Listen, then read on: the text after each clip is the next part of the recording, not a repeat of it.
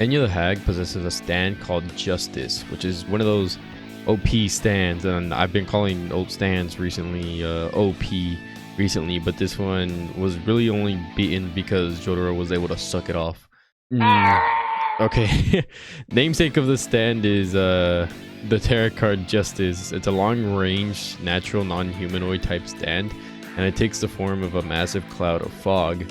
It does have a face, which appears as a skeleton wearing a crown on its head, and that's basically the only way you'll identify this stand. Since it's made out of fog, it does make it semi-invulnerable to any sort of damage, or at least all of the stands in the Stardust Crusaders group would have had no way of defeating this stand if it wasn't for the way Jotaro defeated it. Sort of controls its enemies, but as a puppet, sort of like when Enyaba damages an enemy with her scissors, it was able to, I guess, make the wound even larger, or using that as a hole where it can put its fog through it and control you sort of like a string, like a puppet basically.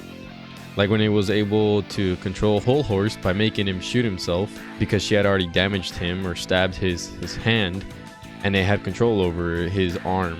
Or Polnareff, when one of the enemies she was controlling was able to get a cut on Polnareff's tongue and almost made him lick the toilet. Justice also has like the ability to control like millions of corpses or dozens of corpses at the same time and manipulate them like in that large group.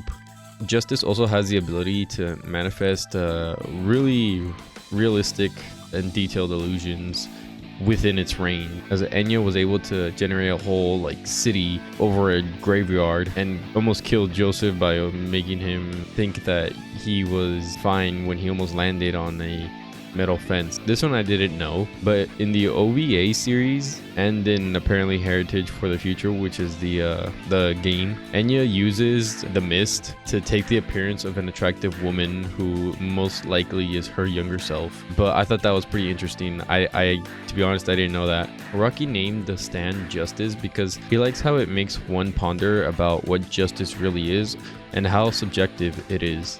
Araki calls justice a scary natural phenomenon of the desert and a great stand because it simply has a skull with a few holes. He also mentions that there are times when he made an enemy like Justice too strong.